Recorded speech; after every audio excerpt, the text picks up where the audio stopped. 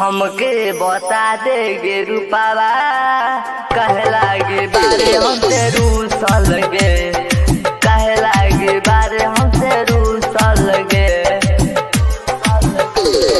हमके बता दे गे रूपावा कहे लागे बारे हमसे रूसल गे, कहे लागे बारे हमसे रूसल गे।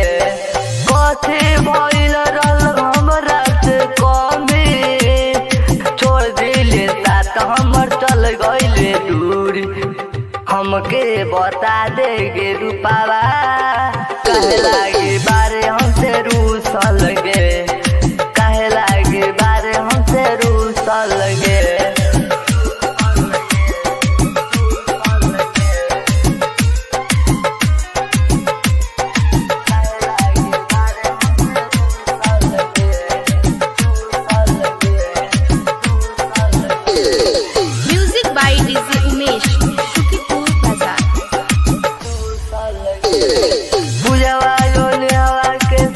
छोड़ी दे तू अभियो से हमारा से दिल जोड़ी ले तू।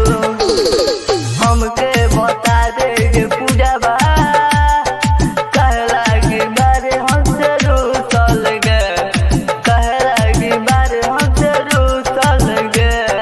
हमारा से शादी करके तू वादा, हमके बता दे गे रूपावा कहे लागे बारे हमसे रूसल गे, कहे लागे बारे हमसे रूसल गे।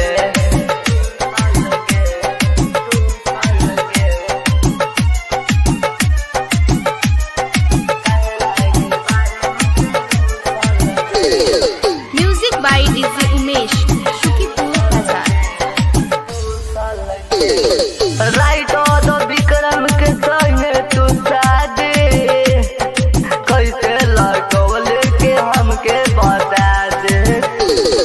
सुबह सवरिया के धोखा तू दे के चल गइले दूधी डाली हमके बता दे, चल गइले दूधी डाली हमके बता दे। हमके बता दे गे रूपावा कहे लागे